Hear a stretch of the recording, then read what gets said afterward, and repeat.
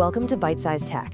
Today, we're going to dive into something, well, it's a huge contradiction that's happening right at the heart of our modern world. On one hand, the tech industry is more powerful than it has ever been. I mean, we're seeing record high stock prices, insane leaps forward in AI, but at the very same time, the digital foundation we all stand on, it's starting to show some really deep, really unmistakable cracks. So here's how we're going to break it all down for you. First, we'll look at a massive glitch in the cloud. Then, we'll zoom out to see the fragile digital world that glitch exposed. After that, we'll cover the big reckoning that tech giants are facing, the incredible race towards the future that's still happening. And finally, we'll tie it all together to really understand this great tech paradox. All right, so our story kicks off not with some big dramatic explosion, but with a simple glitch. A single operational failure that sent this massive ripple effect across the entire global economy. Okay, picture this. One single Amazon Web Services data center over in North Virginia has what they called an operational failure. Sounds kind of small, right? Like a local issue? Yeah, you'd think so, but nope, because that one data center is such a critical piece of the world's biggest cloud provider, the impact was immediate, and it was global. And I mean, just look at who got hit by this. It's a wild mix. You've got trading platforms like Robinhood and Coinbase. You've got social media like Snap, essential work tools like Zoom.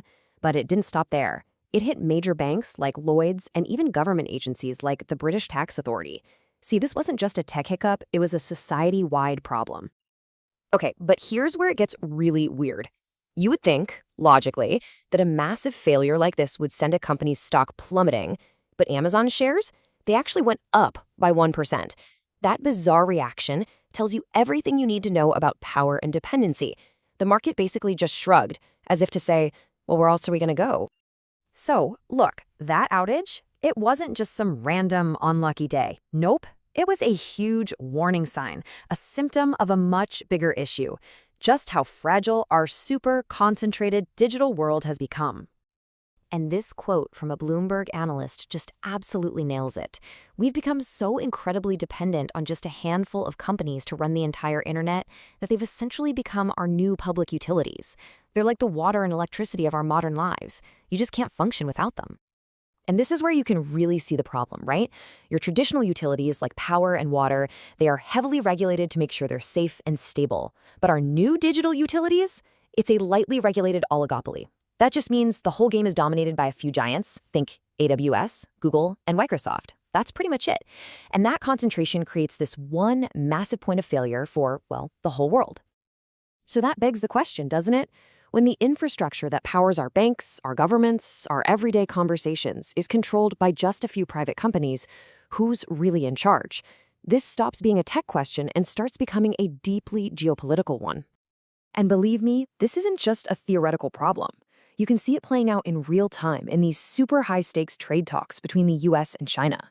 The US wants things like agricultural purchases and security cooperation, but China's big leverage is tech. They control the rare earth minerals that are absolutely essential for making everything from our phones to military gear. And what do they want in return? Access to America's top-of-the-line AI chips. It's a technological standoff, and the world's digital backbone is one of the main bargaining chips. But the cracks aren't just showing on the outside in the infrastructure. They're forming deep inside the tech giants themselves. They're facing this incredible pressure from literally all sides, from the courtroom all the way up to the boardroom. You've probably felt it for a while now, but it's finally happening. Social media platforms like Meta, TikTok, and Snap are facing what's being called a massive legal siege. After years and years of controversies, they are finally being dragged into court to answer for the impact their products have on all of us, especially on kids. And this isn't just one company suing another. No, this is a wave that has been building and building for years. It really picked up steam after the Frances Haugen whistleblower documents came out, which then led to hundreds of individual lawsuits. And now, all of those are being bundled together into these huge cases, with the first trials expected in 2026. And that's when, for the very first time, a jury of regular people will get to hear directly from the teens, the experts, and the insiders. Now, this is the really clever part, the legal strategy. For decades, tech companies have been shielded by a law that says they can't be held responsible for what users post. But these lawsuits do a little sidestep. The argument isn't about the content, it's about the product design. The core claim is that these platforms were intentionally engineered by design to be addictive and harmful. And the pressure isn't just from lawyers on the outside. The drama is happening inside the boardroom, too. Over at Tesla, there's this huge showdown brewing over Elon Musk's gigantic pay package. The board is saying, hey, his leadership gave us staggering results, but these really influential advisor groups are telling shareholders to vote no, saying the deal is just way too excessive. It's a full-blown power struggle at the top, and it shows you there are deep divisions even inside the most successful companies. Okay, so we've seen all these cracks forming, but here's the other side of the paradox. At the exact same time all this is happening, the pace of technological innovation isn't slowing down. It's accelerating at a truly breathtaking speed. Okay, check this out. It's a partnership between IBM and a fascinating company called Groq. You see, one of the biggest hurdles for AI has always been that it's super expensive and slow to run. Well, Groq's new chips pretty much solve that. They deliver, and this is a quote, 5 times the performance at 20% of the cost. To put that in perspective, this is like jumping from old-school dial-up internet straight to fiber optic broadband. It's a massive leap that's about to make powerful AI way more accessible for everyone. And we're seeing another kind of progress, a different flavor of it, over in the wild world of crypto. After years of absolutely insane swings and collapses, the crypto market is finally starting to show some real signs of growing up. Want proof? Here's a perfect example. The market recently got hammered by a $19 billion liquidation event. A few years back, something like that would have sent the market into a 40% nosedive, complete panic. But this time, Bitcoin's price only dipped by 12%. Now that is a huge signal that the market is becoming way more resilient and mature. But, and you knew there was a but coming, right? The underlying technology, the infrastructure, is still playing catch-up. Unlike the stock market, crypto exchanges are often called isolated islands of risk. There's no coordinated safety net, no circuit breakers to halt trading during a crash, and no standard way to measure risk. So yeah, the market's growing up, but the foundation it's built on still needs a lot of work. So, you see, this all circles right back to where we started, to our central theme. We're living through this incredible moment of raw technological power and mind-blowing innovation, but it's all being built on a foundation that's proving to be surprisingly shaky and unstable.